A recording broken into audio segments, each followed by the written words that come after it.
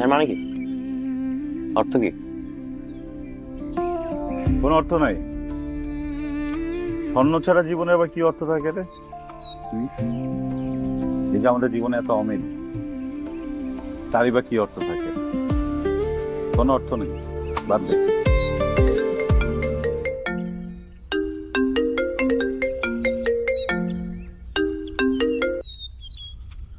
Hello Azad, কোথায় তুমি?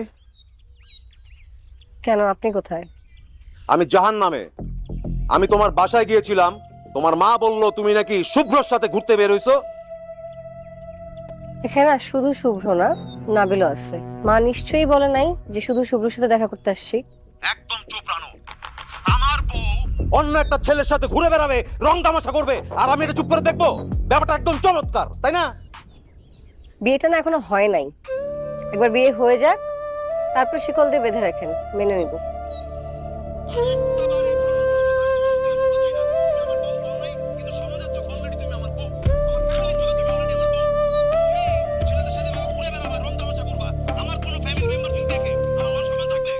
আমাদের ফ্যামিলিতে এরকম কোনো রেকর্ড নাই যে আমাদের বউরা, আমাদের বোনরা কখনো ছেলেদের সাথে ঘুরে বেড়াইছে। আমি জানি ফার্দার আর কোনোদিন না দেখি রানো। Be very careful. শোনেন, আপনার আগের থেকে আমি ওদেরকে চিনি, ঠিক আছে? আবার কথা বলতেছো? শুভ্র, তুই রানুকে ভালোবাসিস না? আমার তো তাই মনে হচ্ছে। এতদিন মজা করেছি, কিন্তু এখন মনে হচ্ছে তুই সত্যি ওকে ভালোবাসিস।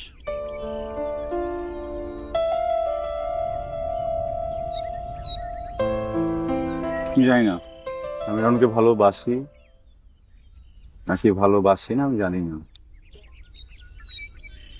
ওর প্রতি আমার যে অনুভূতি, সেটা প্রেম নাকি প্রেম না তাও জানি না। শুধু একটা বিষয় জানি, মনে হচ্ছে কি আমার বুকের উপরে শূন্যতার একটা পাহাড় রেখে দিয়েছে। দম নিতে পারি না। পাহাড়টা যে সরাবো সেটা সরাতেও পারি না।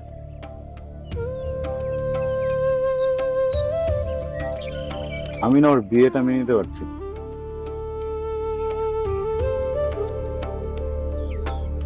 আচ্ছা, রানু কি বিয়েতে রাজি, নাকি জোর করে বিয়ে করানো হচ্ছে? রাজি। রানুর মার সাথে আজাদের বাবার চুক্তি হয়ে গেছে। রানুর বাবার যখন ক্যান্সারের চিকিৎসা চলছিল, তখন রানুর মা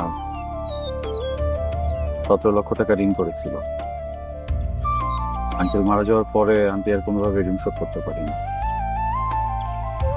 এবং বাড়ি